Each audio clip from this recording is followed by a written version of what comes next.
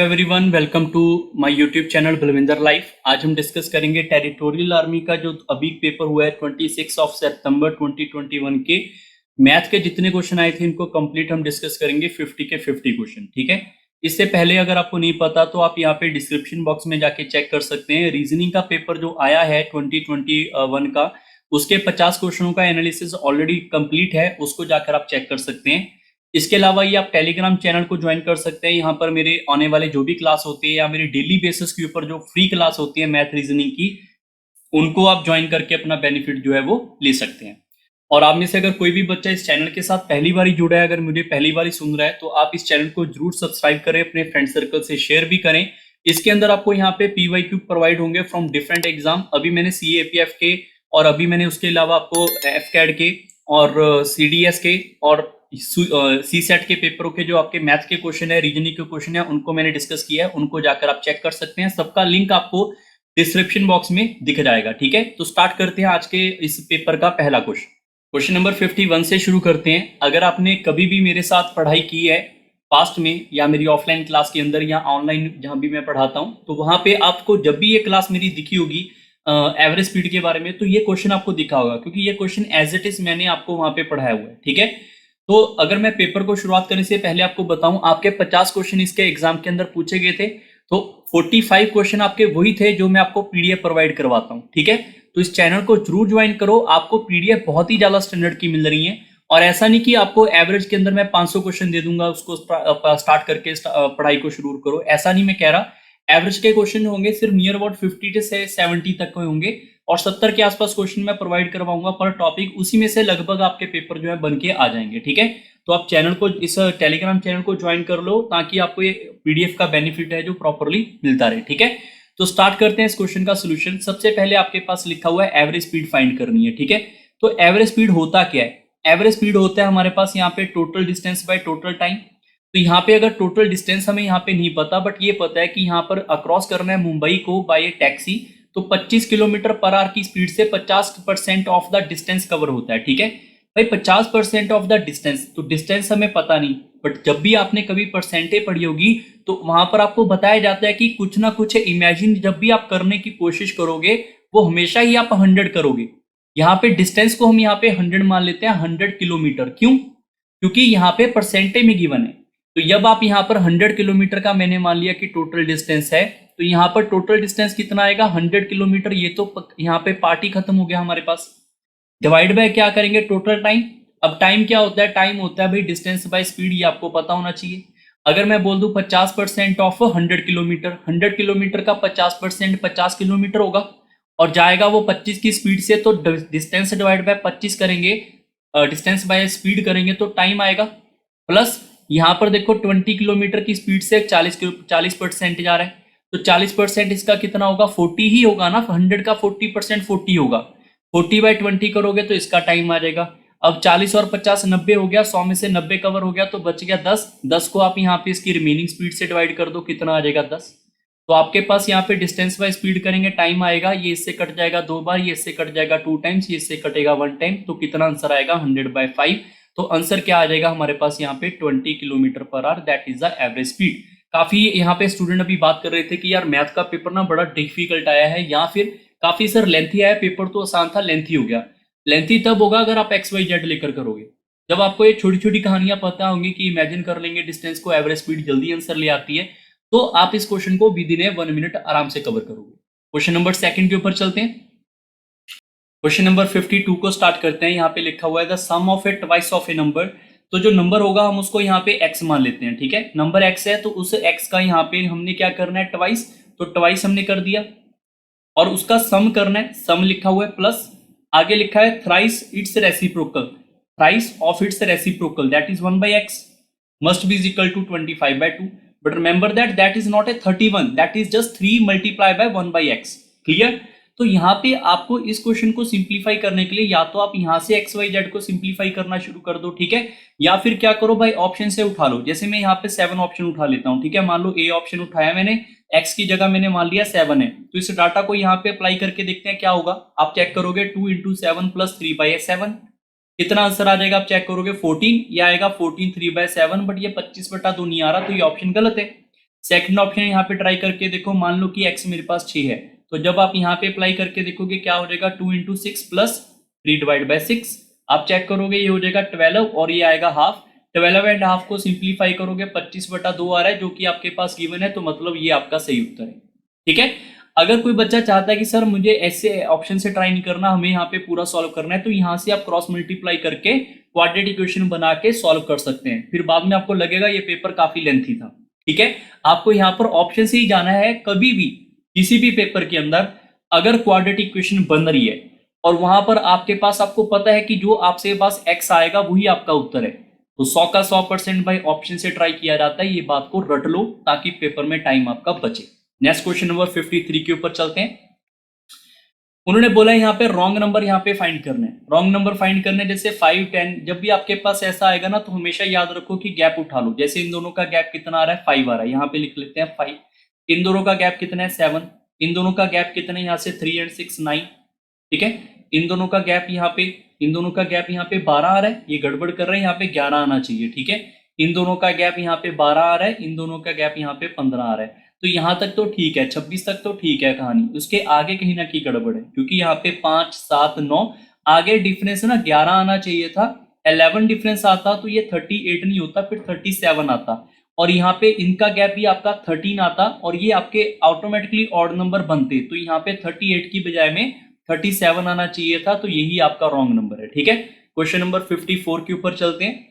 54 आपके पास है, 3 नंबर्स आपके पास गिवन है, उनका एलसीएम गिवन है, एचसीएफ पूछा हुआ है। ठीक है, अगर आपके पास यहाँ पर रेशो में गिवन कर लो, ये आपके पास रेशो में गिवन है, तो इसके साथ हमेशा एक एक्स मल्टीप्लाई होगा, हमेशा होता है, हमेशा होता है एक्स हमारे पास। अगर आपको बोल दिया जाए कि इसका एलसीएम निकालो, तो एलसीएम क्या होगा, जो भी इनमें से कॉमन नंबर है जैसे एक्स, वो तो आएगा ही आएगा, जो नंबर अनकॉमन है वो भी हमें लिखने पड़ते हैं, और इन सबके प्रोडक्ट को एलसीएम बोलते हैं। ठीक है, एलसीएम कितना आ जाएगा यहाँ पे 7200। और एचसीएफ क्या होता है, एचसीएफ होता है इनका कॉमन पार्ट, इनका कॉमन पार्ट क्या दिखाई दे रहा है आपको, एचसीएफ के अंदर एक्स दिखाई दे रहा है, तो एक्स को फाइंड करना था हमने। अभी यहाँ पर आप सिंपल चेक करोगे, यहाँ पर जब चेक करके देखो ये 12 आएगा, 12 को 5 से मल्टीप्लाई करोगे 120, सीधा 120 पे कट कर लो। अगर नहीं कट करना आया तो आप इन दोनों को मल्टीप्लाई कर लो 20 से इसको कट करोगे तो कितना आएगा हमारे पास यहाँ पर 210, और आप 3 से इसको कट करोगे तो x की वैल्यू कितनी आ जाएगी 70। ये आपके इस क्वेश्चन का उत्तर है, क्योंकि HCF आपका कॉमन होता है। ठीक है, क्वेश्चन नंबर 55 के ऊपर चलते हैं। 55 के अंदर पहली बात तो यहाँ पर मैं बता दूं, ये डाटा ऐसे नहीं होगा, ये डाटा जो है मैं यहाँ पे थोड़ा सा आपको लिखकर समझा देता हूँ कि ये डाटा ना क्यूब के अंदर है। ये डाटा आपके पास जो होगा यहाँ पे इक्वल टू, हाँ इक्वल टू है, यहाँ पे z का क्यूब है -3 ऑफ xyz है। पहले तो ये डाटा ऐसे लिखना पड़ेगा, आपको समझना पड़ेगा कि ये इसके बराबर है। ठीक है, अब पंगा ये है कि सर ये आया कैसे, इसको सिंप्लीफाई कैसे कर सकते हैं, वो चीजों के ऊपर अभी हम डिस्कशन करते हैं। ठीक है, देखो करने के, इसको आपके दिमाग में हो सकता है कोई ना कोई और तरीका भी हो, नहीं तो आप इसको xyz को ना वैल्यू इमेजिन करके भी कुछ ना कुछ यहाँ पे कर सकते हैं। ठीक है, वैल्यू इमेजिन करने का तरीका हमारे पास ये होता है कि जब हमारे पास यहाँ पे दो हमारे पास यहाँ पे नंबर दिखाई, 3 नंबर है ना, यहाँ पे 3 आपके पास यहाँ पे वेरिएबल है, 2 आपके पास इक्वेशन है, एक वेरिएबल को 0 रख सकते हैं, जो भी आपका दिल करे, बट ऐसे करोगे काफी टाइम निकल जाएगा। ठीक है, तो आप इस क्वेश्चन को क्या करो, इसके अलावा आप यहाँ से इस क्वेश्चन को ऐसे बनाने की कोशिश करो। उससे भी पहले आपको ये पता होना चाहिए एक्स का क्यूब प्लस वाई का क्यूब प्लस जेड का क्यूब माइनस ऑफ 3xyz, इसका फॉर्मूला पता होना चाहिए, that is x plus y plus z, bracket x का स्क्वायर, y का स्क्वायर, z का स्क्वायर, माइनस ऑफ यहाँ पे आएगा xy plus yz plus zx।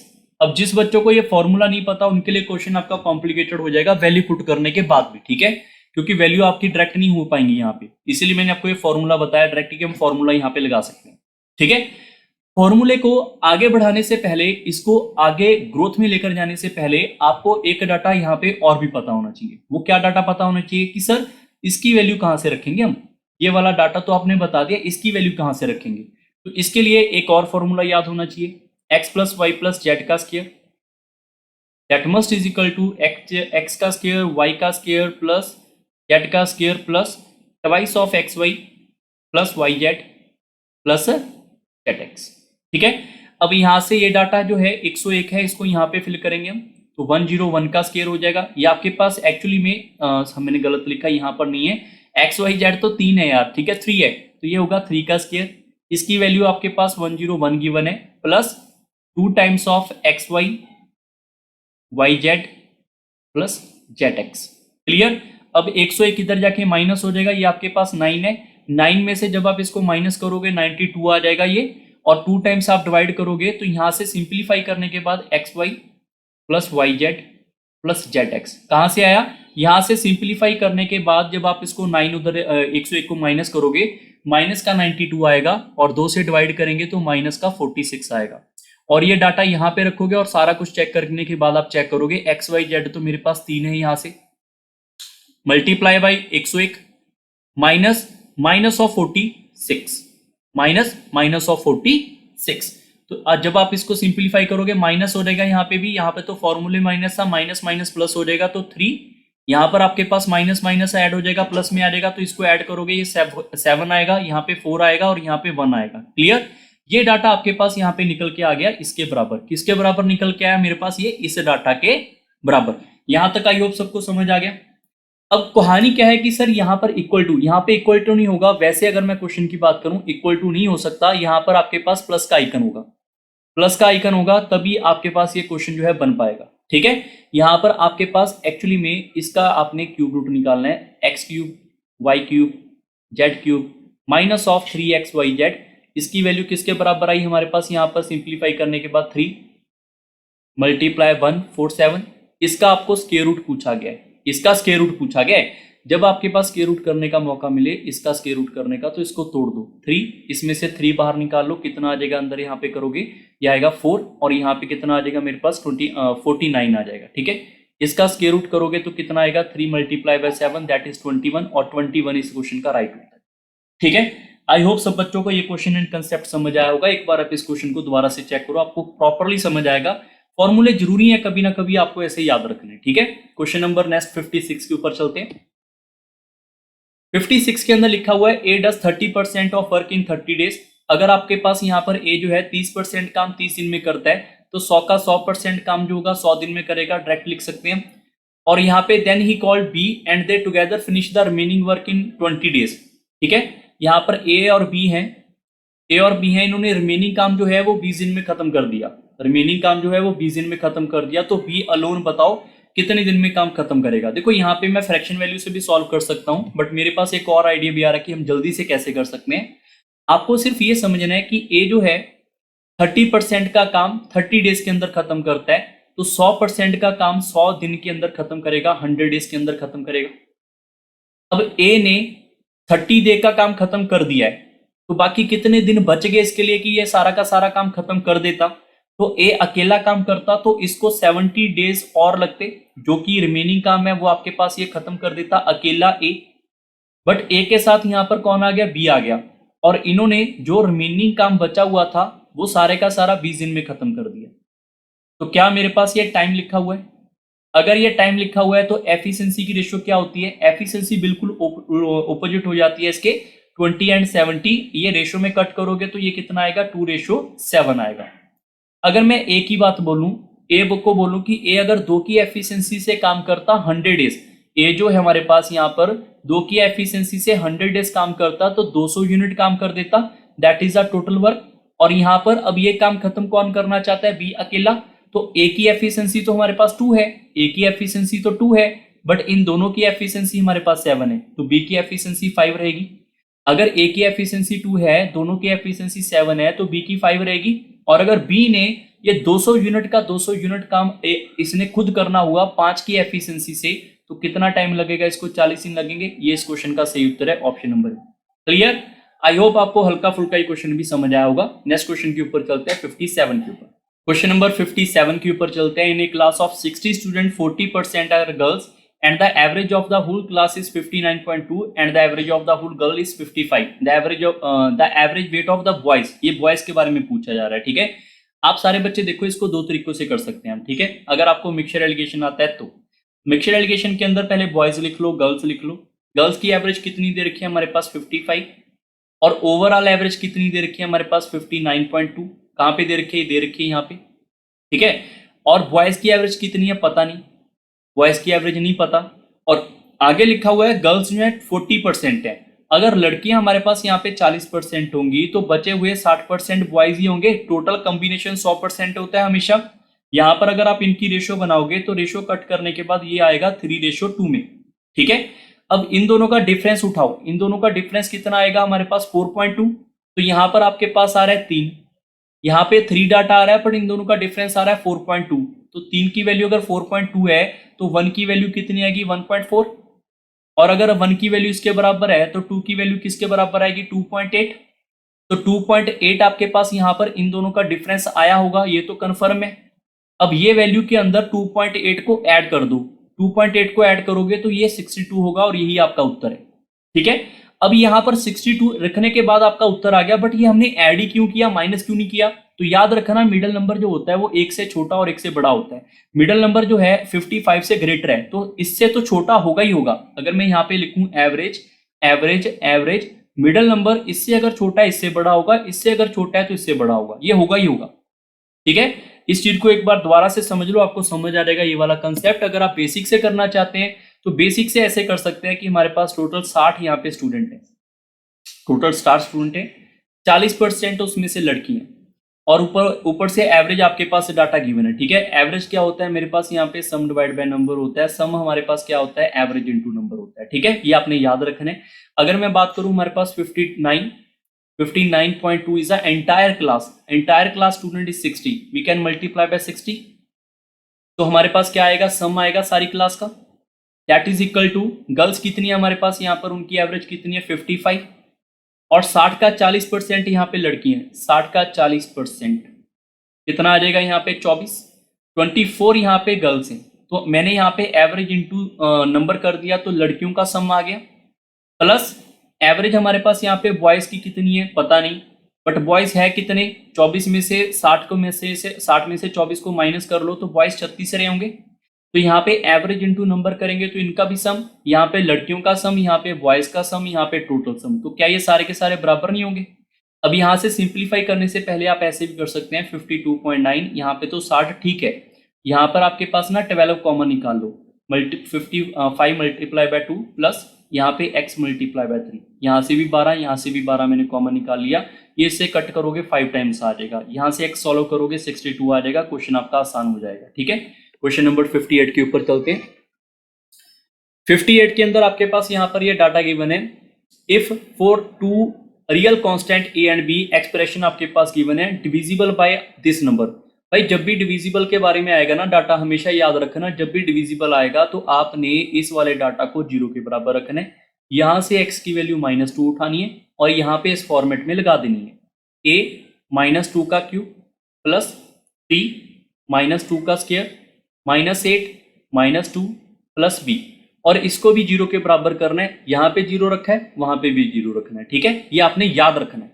कब? जब आपके पास यहाँ पे डिविजिबल लिखा हो, फैक्टर लिखा हो या फिर HCF लिखा हो, ये तीनों के लिए यही हमारा शॉर्टकट रहता है, ये आपने ध्यान में रखना है। ठीक है, यहाँ पे क्या आएगा 8 ऑफ a का क्यूब माइनस में आ जाएगा, यहाँ पे आएगा 4 and 3 12, इसको सिंप्लीफाई आपने खुद कर लेना है, ये आपके पास आएगा प्लस का 16 plus b is equal to 0। इसको उधर लेकर जाओगे तो 8a का क्यूब माइनस ऑफ b आएगा हमारे पास, इन दोनों को ऐड करने के बाद 28, ये हमारे पास पहली इक्वेशन बन जाएगी, फर्स्ट इक्वेशन हमारे पास ये बनेगी।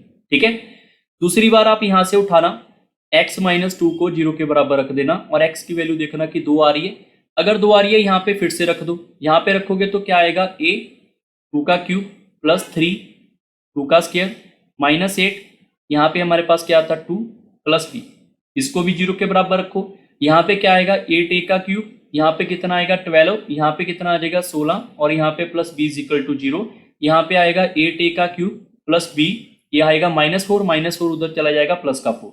तो मेरे पास दो इक्वेशन बन चुकी है, एक इक्वेशन है 8a का cube minus b is equal to 28, एक है 8a का cube plus b is equal to 4।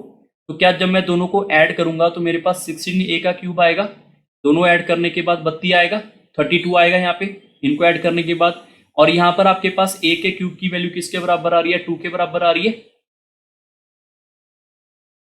यहाँ पर हमने a का क्यूब क्यों लिखा है, यहाँ पे a का क्यूब किधर से आ रहा है भाई, मैंने भी गलत लिखा, आपने भी ध्यान शायद दिया होगा, यहाँ पर a का क्यूब नहीं आएगा, ए का क्यूब कहाँ से आ रहा है यार, ए का क्यूब तो कोई चांस ही नहीं है, वहां पे एक्स का क्यूब था ना, तो ए का क्यूब नहीं आएगा, ए इज इक्वल टू 2 आ रहा है। अगर ए की वैल्यू 2 आ चुकी है, यहाँ पे लगा दो, यहाँ पे रखोगे तो 8 into 2 plus b is equal to 4, तो ये कितना आ जाएगा मेरे पास 16 उधर जाके माइनस करेंगे, बी की वैल्यू -12 आएगी। ठीक है, तो ए आपके पास 2 है, बी आपके पास -12 है, ये आपका आंसर। क्वेश्चन नंबर 59 के ऊपर चलते हैं।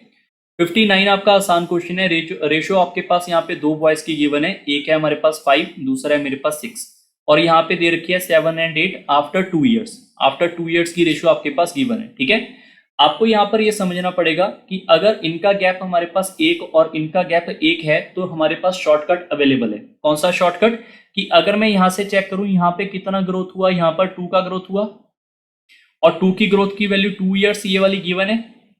अगर 2 की वैल्यू 2 है तो 1 की वैल्यू 1 होगी, और 5 की वैल्यू कितनी होगी, 5 होगी, और 6 की वैल्यू कितनी होगी, 6 होगी। तो that is the original age of the 2 person. Clear.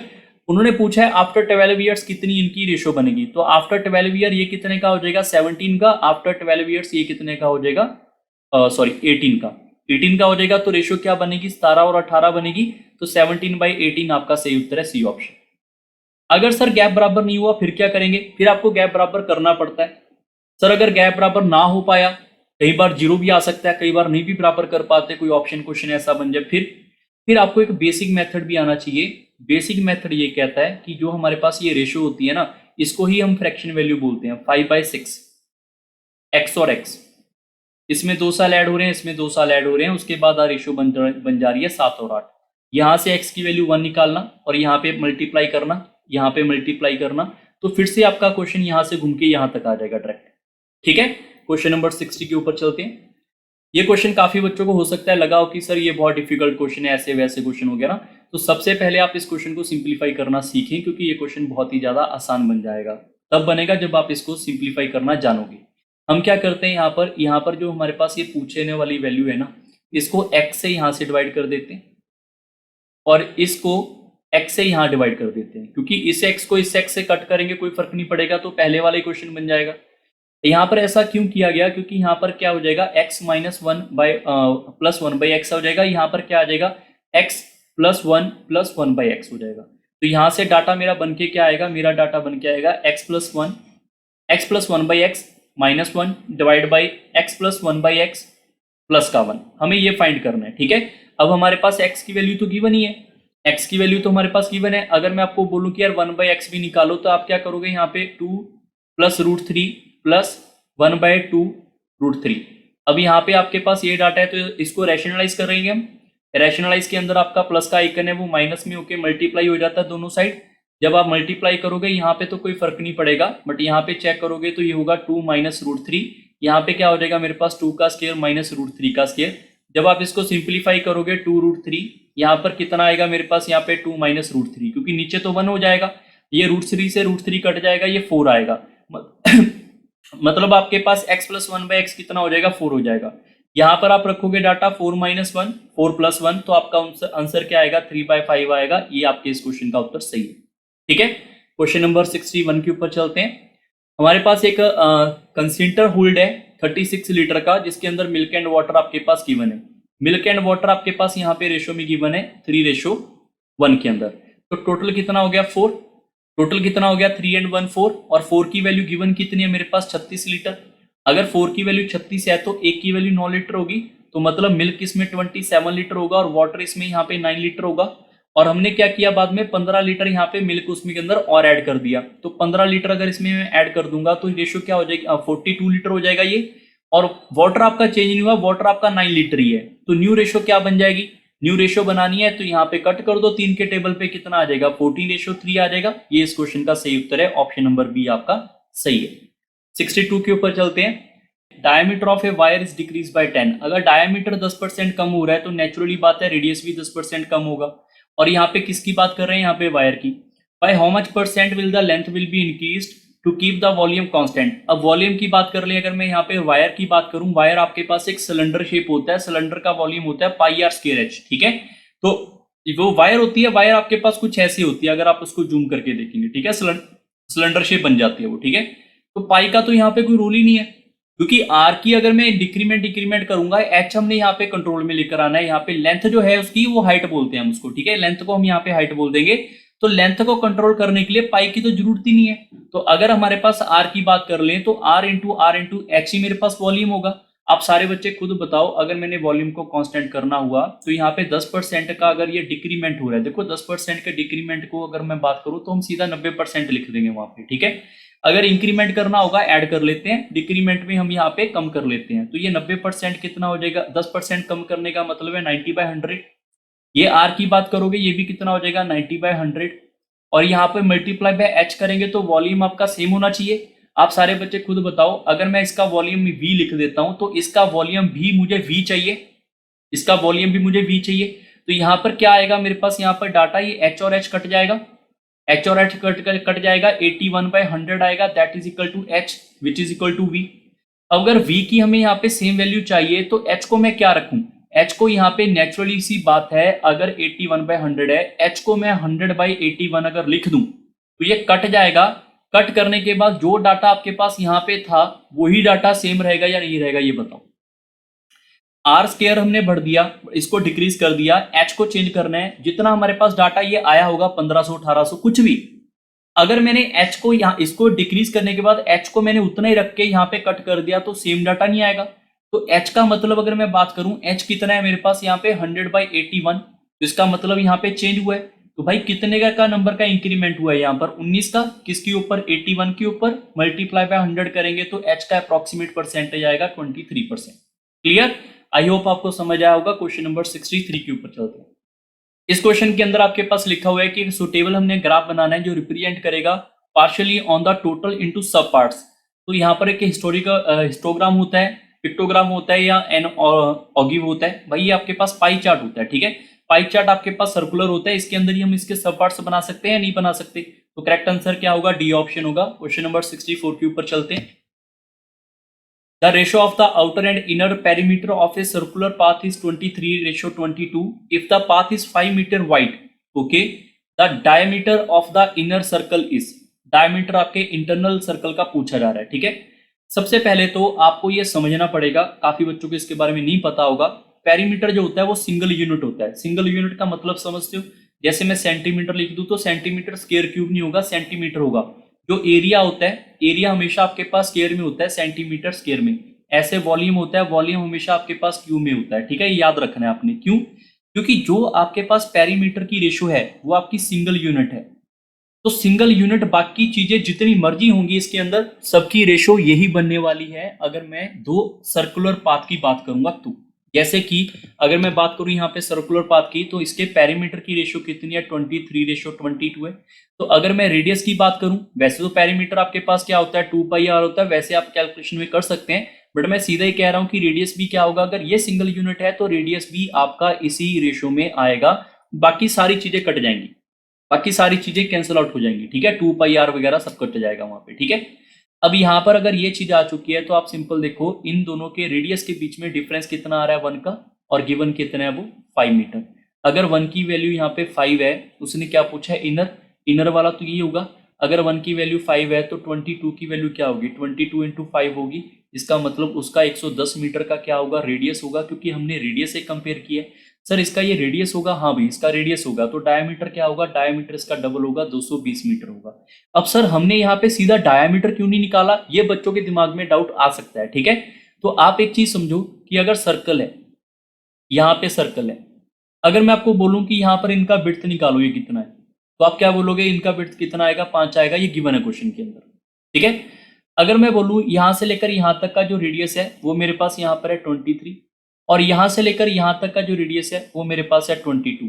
तो गैप जो है, गैप मैंने रेडियस का लिया है, तो अगर गैप रेडियस का लिया है तो जो भी कैलकुलेशन से वैल्यू आएगी वो भी तो मेरे पास रेडियस की आएगी या नहीं आएगी, बताओ। अगर रेडियस की आएगी तो मैं अगर टोटल बढ़ाऊंगा आगे को तो वो आपके पास यहाँ पे डायमीटर ले आएगी, that is equal to 220। C option आपका सही उत्तर है, ठीक है। अगर कोई बच्चा चाहता है सर मैं बेसिक से करना चाहता हूं, तो आप इसको ऐसे लिख सकते हैं 2πr1, और यहाँ पे क्या आएगा हमारे पास, divide by 2πr1 smaller r1, that is equal to 23/22। यहाँ पे आप 2π से 2π कट करोगे तो r1/r2 r2 स्मॉल r1 लिख लो इसको स्मॉलर r, तो इनकी रेशियो आपके पास सेम आएगी। और इनका गैप है 1, गिवन है 5 और 522 की वैल्यू 110, 110 नहीं डबल हमारा आंसर होगा क्योंकि डायमीटर पूछा हुआ है। ठीक है, क्वेश्चन नंबर 65। क्वेश्चन नंबर 65 के ऊपर चलते हैं। Ramesh marks his goods at 30% above the cost price, we can say CP is equal to 100 and above the cost price of 30% we can say 30% above from 100 which is equal to MP which is equal to 130। अगर 130 लिखेंगे तभी तो 30% इसका growth होगा, और उसने 910 रुपए का इसको बेच दिया आफ्टर 15% डिस्काउंट। तो एक यहाँ पे 30% बढ़ने के बाद 15% डिस्काउंट का वो बेच रहा है, तो इसका 15% डिस्काउंट कर दो। अगर मैं आपको बोलूं यार 130 का 15% डिस्काउंट लेकर आओ, तो आप क्या बोलोगे, यहाँ पर ये आएगा हमारे पास 119 नहीं 19.5 आएगा। तो 19.5 आएगा, तो इसका अगर मैं डिस्काउंट करूंगा तो SP आएगा। अगर मैं इसमें से 19.5 कम करूंगा तो ये आएगा मेरे पास 110.5। अब 110.5 की अगर बात करें, ये आपके पास 910 के बराबर गिवन है, क्योंकि ये भी सेलिंग प्राइस है, ये भी सेलिंग प्राइस है। ये हमारा इमेजिनरी है, ये हमारे पास करेक्ट वैल्यू है। अगर ये इसकी वैल्यू बराबर है तो आपको पूछ लिया जाए कि CP कितना है, तो CP कितना है 100, तो 100 की वैल्यू कितनी होगी 910 डिवाइड बाई 110.5 मल्टीप्लाई बाय 100। इसको सिंप्लीफाई करेंगे तो आपका ऑप्शन क्या आएगा, पहला ऑप्शन आएगा, ये आपके इस क्वेश्चन का सही उत्तर होगा। क्लियर। क्वेश्चन नंबर 66 के ऊपर चलते हैं। 66 नंबर क्वेश्चन के अंदर लिखा हुआ है the top of a two pole of height 24 metre 36 metre are connected by wire. If the wire makes an angle 60 degree with its horizontal, then the length of the wire. Okay, आपके पास यहाँ पर एक पोल है, यहाँ से लेकर यहाँ तक का पोल है, ये आपके पास लंबाई है 24 मीटर की, और एक पोल और है हमारे पास यहाँ से यहाँ, इसकी लंबाई गिवन है 36 मीटर की, और यहाँ पे इस पोल को कनेक्ट कर दिया जा रहा है यहाँ पे इसके टॉप के साथ, जो कि एक वायर से किया गया। ठीक है, और यहाँ पे वायर जो हॉरिजॉन्टल है, हॉरिजॉन्टल का मतलब ये है इसके बिल्कुल अगर मैं पैरेलल ऐसे लाइन क्लिक कर दूं तो हॉरिजॉन्टल वो आपके पास एंगल बना के दे रही है 60 डिग्री का। तो बताओ वायर की लेंथ कितनी है। तो वायर की लेंथ शुरू करने से पहले आप मुझे बताओ, अगर ये 24 है तो ये 36 है, तो यहाँ से यहाँ तक का डाटा तो आपको क्लियरली गिवन है 24 है, और ये वाला ऊपर वाला डाटा जो आपके पास यहाँ से लेकर यहाँ तक का डाटा आपके पास गिवन होगा, ये डाटा आपके पास यहाँ पे 12 होगा, यानी तभी तो 36 बनेगा। और अगर 60 डिग्री की बात की जाए तो आप सब बच्चों को इतना पता होना चाहिए कि साइन 60 डिग्री कितना होता है। साइन 60 डिग्री होता है मेरे पास यहाँ पे √3/2, और साइन होता किसके बराबर है, साइन थीटा होता है जो उसके सामने वाला है वो उसका परपेंडिकुलर, और जो यहाँ पे सबसे 90 डिग्री के सबसे ओपोजिट वाली साइड होती है वो सबसे बड़ी साइड। तो यहाँ पर क्या होता है, वो परपेंडिकुलर डिवाइड बाय बड़ी साइड जो है हाइपोटेन्यूज। हाइपोटेन्यूज कितना है यहाँ पर, वायर की लेंथ। परपेंडिकुलर की वैल्यू कितनी गिवन है 12, तो यहाँ से क्रॉस मल्टीप्लाई करके वायर की लेंथ निकल जाएगी। वायर की लेंथ आ जाएगी यहाँ पे आपके पास, इसको ऊपर ले आओगे, इसको ऊपर लेकर जाओगे, इसको डिवाइड में करोगे तो ये आएगा 24/√3। 24/√3 है तो इसको √3 से मल्टीप्लाई डिवाइड कर लो, रैशनलाइज कर लो। जब आपके पास होगा तो ये 24√3 आएगा, नीचे √3 3 हो जाएगा, ये इससे कट करेंगे तो आंसर क्या आएगा 8√3। ये इस क्वेश्चन का सही उत्तर है, option number 3। Clear. Question number 67 के ऊपर चलते हैं। सिंप्लीफिकेशन का क्वेश्चन आपके पास गिवन है। सबसे पहले आपको यहाँ पे डिवाइड करना होता है, जब आप यहाँ पे डिवाइड करोगे तो यहाँ पर 4 टाइम कट जाएगा, 4 × 2 करोगे 8 आएगा। ठीक है, 8 आ गया यहाँ से, और 8 आप इसमें ऐड डायरेक्ट मत करो, पहले बाकी जोड़ घटाओ इधर वाली कर लो। ठीक है, वैसे आप इधर कर सकते हैं क्योंकि माइनस का आइकन है। तो यहाँ पे डिवाइड किया 4 मल्टीप्लाई बाय 2 8 को इसके अंदर ऐड करोगे दैट इज 10.8। क्लियर। माइनस यहाँ पे 6 है, आगे लिखा हुआ है 3 डिवाइड बाई 8, तो यहाँ पे 3/8 प्लस 2, इसको कट करेंगे 3 टाइम्स और ये आएगा 4 टाइम्स, ये आ जाएगा 9/4। ये आंसर कितना आ जाएगा 10.8। 9/4 को 2.25 लिख सकते हैं प्लस 2, इन दोनों को जब आप माइनस करोगे तो ये आएगा 10.8 माइनस 0.25। इसमें से आपने सिर्फ इसको माइनस करना है, तो आंसर क्या दिख रहा है मुझे 10.55 दिख रहा है। तो ऑप्शन नंबर डी आपका सही उत्तर है। याद रखना बॉड मास का रूल है। बॉड मास का रूल क्या कहता है, पहले आपने यहाँ पे ब्रैकेट सॉल्व करनी है, तो ब्रैकेट ये वाली है, ब्रैकेट के अंदर आपके पास डिविजिबल है तो पहले डिविजिबल सॉल्व होगा, बाद में मल्टीप्लाई। ठीक है, क्वेश्चन नंबर नेक्स्ट 68 के ऊपर चलते हैं। If the opposite side of the quadrilateral and also its diagonal are equal then each of the angle of the quadrilateral is.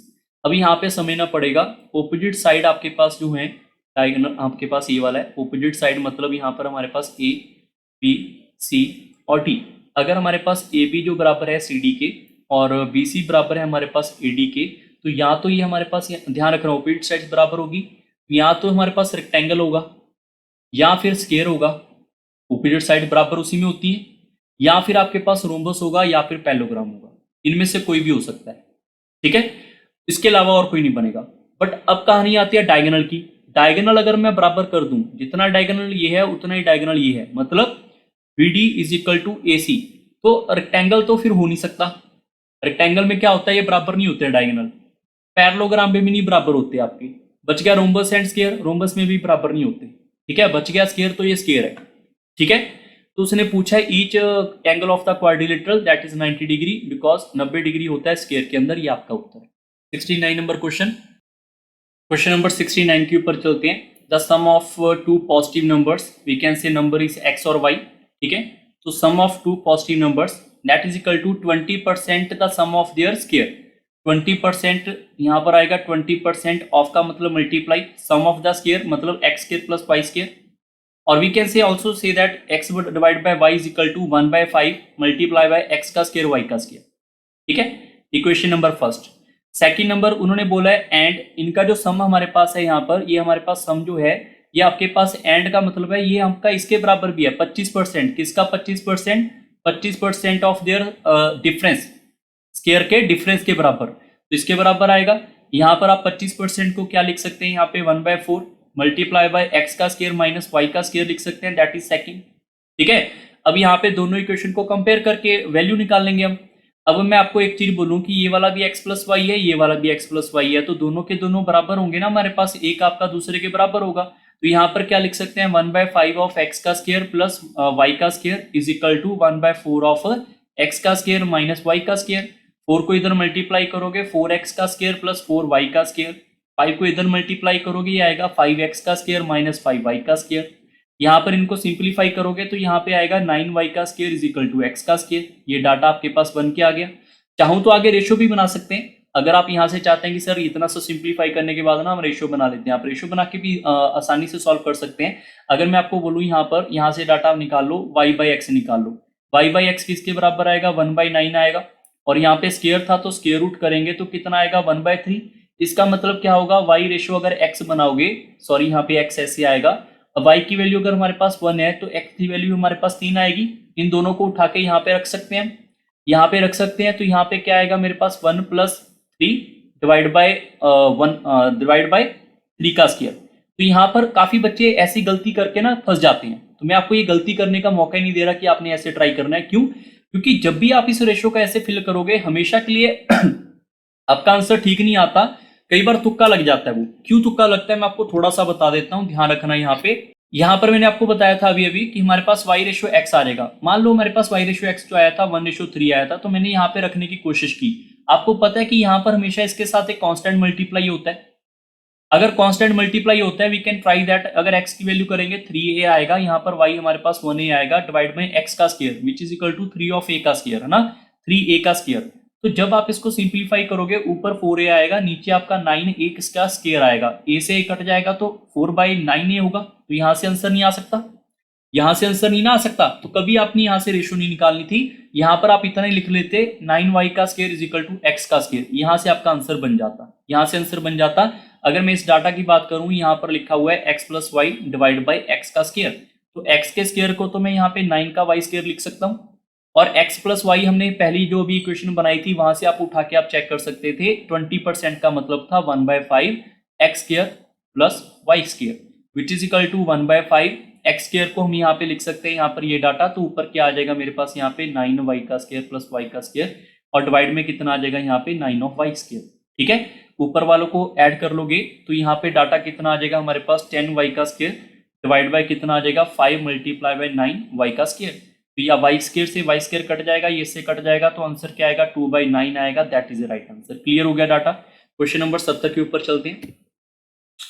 Find the length of the arc whose central angle is 45 degree and radius of the circle is 28 degree. We know that अगर 360 degree का मैं arc find करना चाहूं तो that is equal to 2πr, क्योंकि circumference होता है वो आपकी आर्क की लेंथ ही तो होती है। तो अगर 45 डिग्री के लिए मैं यहाँ पर सिर्फ ये वाली आर्क लेंथ जानना चाहता हूँ, तो 45 डिग्री की वैल्यू क्या होगी, 45 degree divide by 360 degree multiply by 2 multiply by pi multiply by r. R कितना है 28, we can say that is 4 time, और यहाँ पर ये कट जाएगा पूरा का पूरा 8 टाइम, यहाँ पर ये आपके पास 8 से कट जाएगा, तो 22 आंसर आ रहा है। ये इस क्वेश्चन का सही उत्तर है।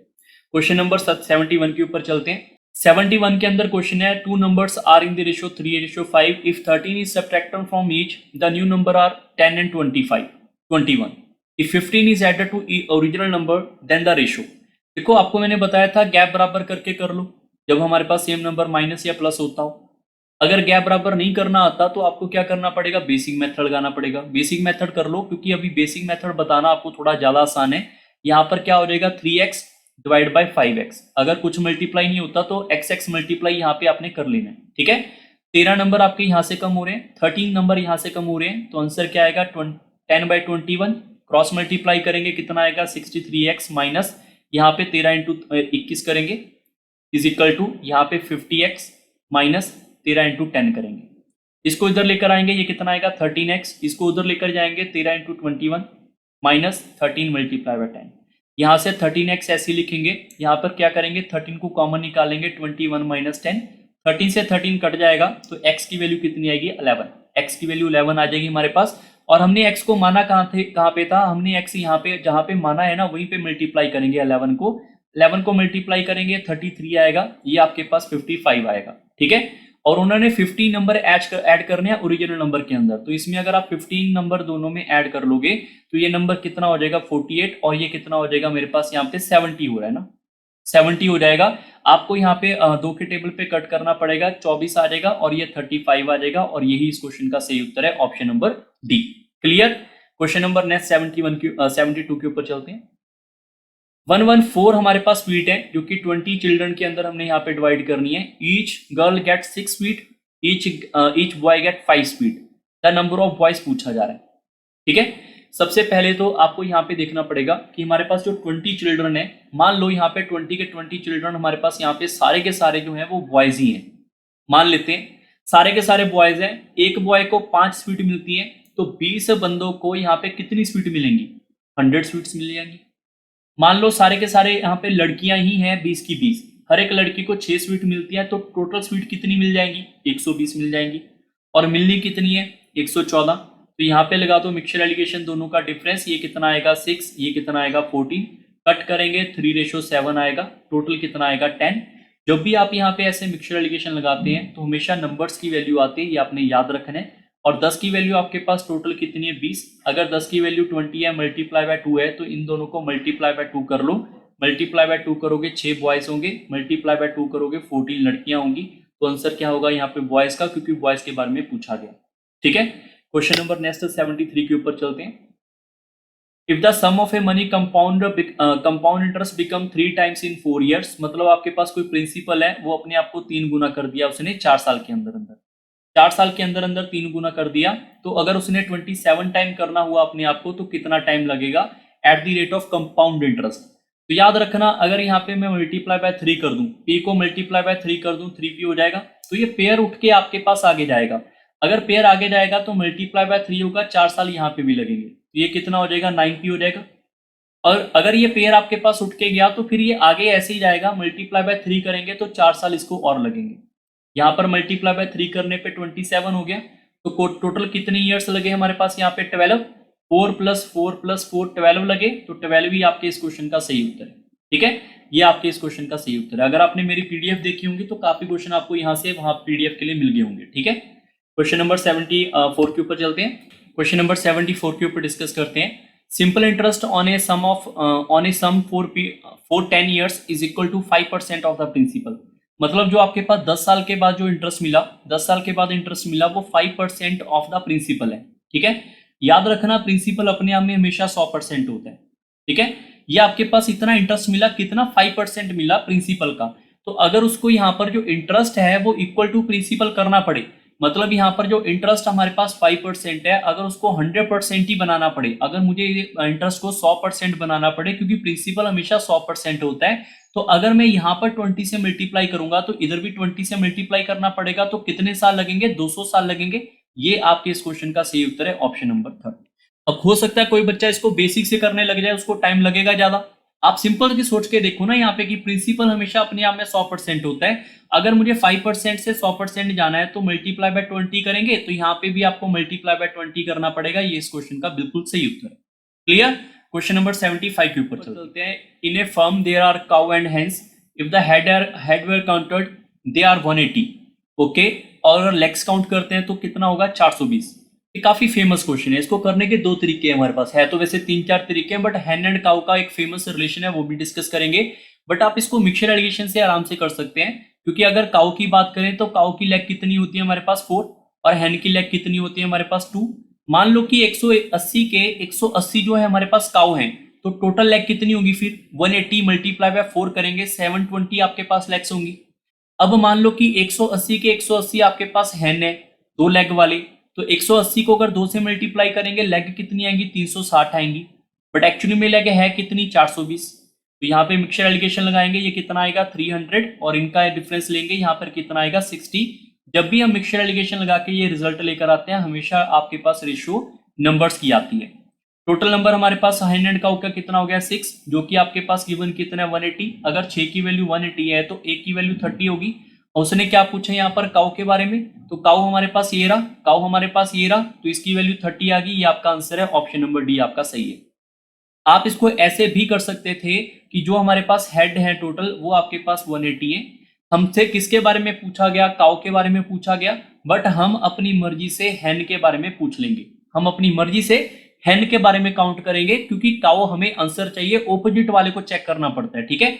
हैन हमारे पास कितनी है पता नहीं, बट मान लो 180 की 180 हमारे पास हैन है, और हर एक हैन की 2 लेग्स होती हैं, तो लेग्स कितनी आएंगी टोटल 360। टोटल लेग्स कितनी आएंगी 360, बट एक्चुअली में है कितनी 420।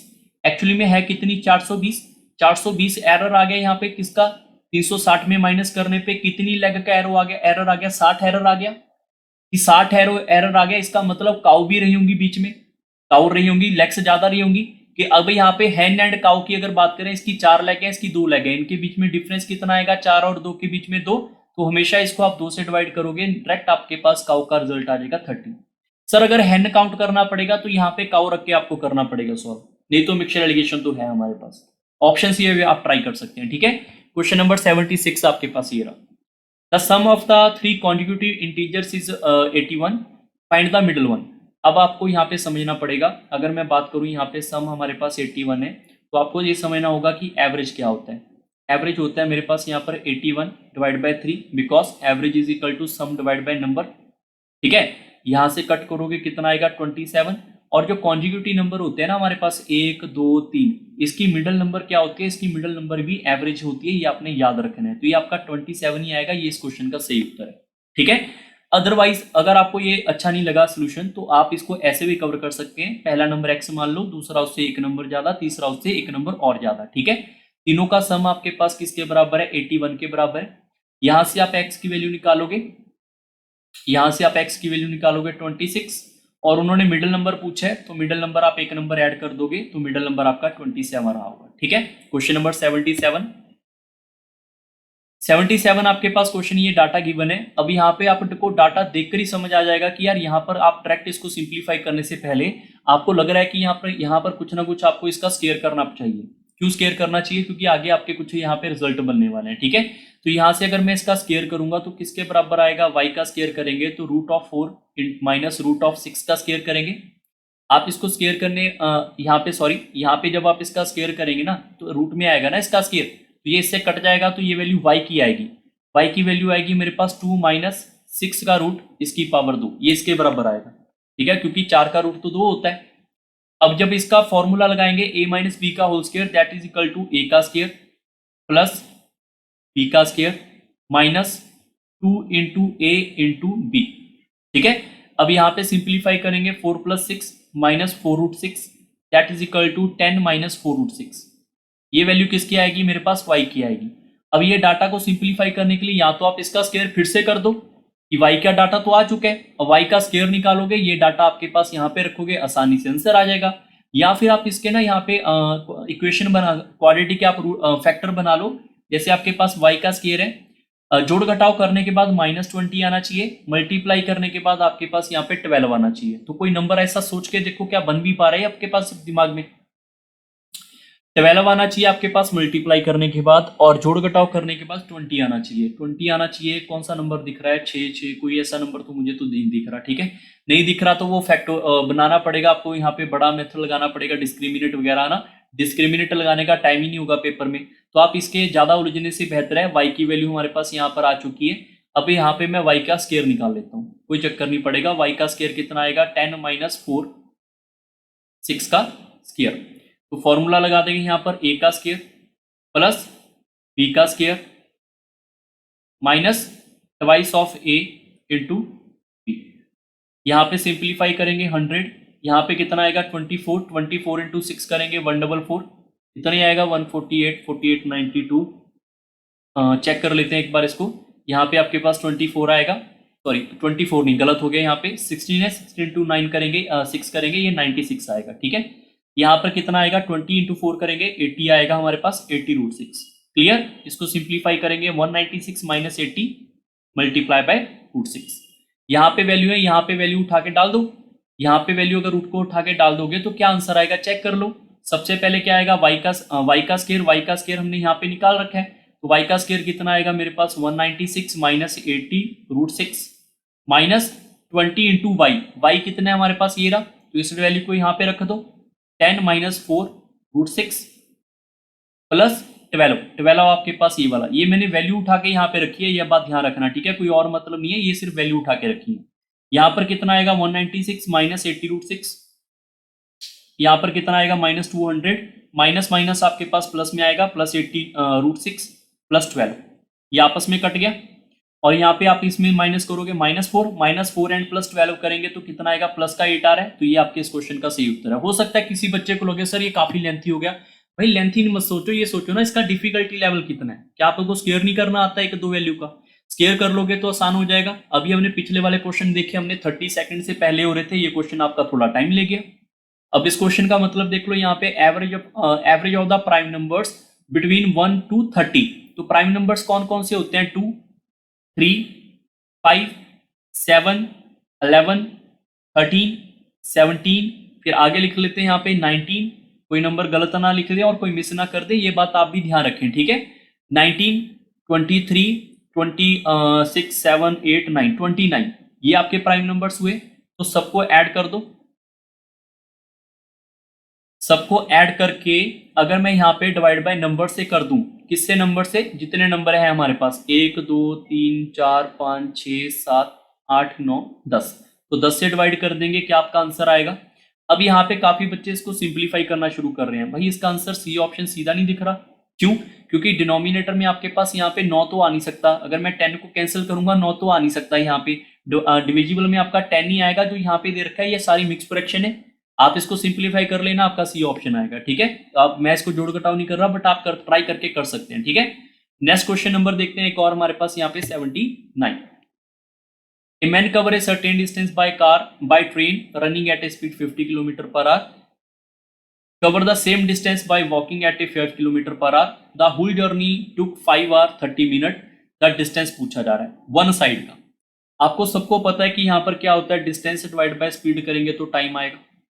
डिस्टेंस हमें पता नहीं, स्पीड हमारे पास 50 है। ठीक है, डिस्टेंस हमें पता नहीं, स्पीड हमारे पास 5 है।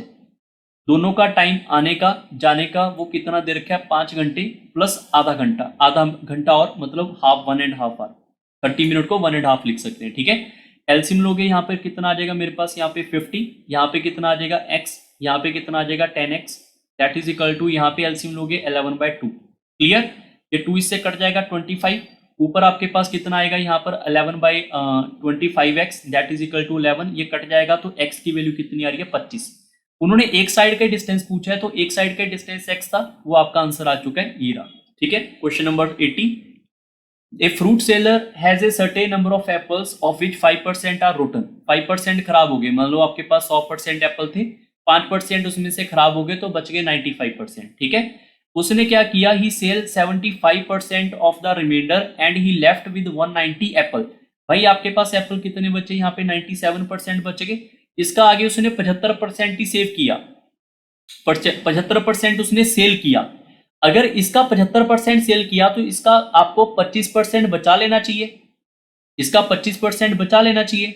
तो 25% अगर आप इसका डायरेक्टली सॉल्व करोगे यहाँ पे 4 टाइम्स आएगा, सिंप्लीफाई करने की जरूरत नहीं है। 95/4% की वैल्यू आपके पास 190 है। मैं रिपीट कर रहा हूँ, 100% टोटल थे, 5% रोटन हो गए, खराब हो गए, 95 बच गए। इसका 75% उसने सेल कर दिया, तो इसका 25% बचा लिया होगा, तो इसका 25% इसके बराबर आएगा और ये आपके पास 190 के बराबर होगा एप्पल्स के अंदर। और क्या पूछा हुआ है, इनिशियली एप्पल, तो इनिशियली एप्पल तो 100% थी ना, तो यूनिटरी मेथड लगा दो, 190 divide by 95/4% multiply by 100%।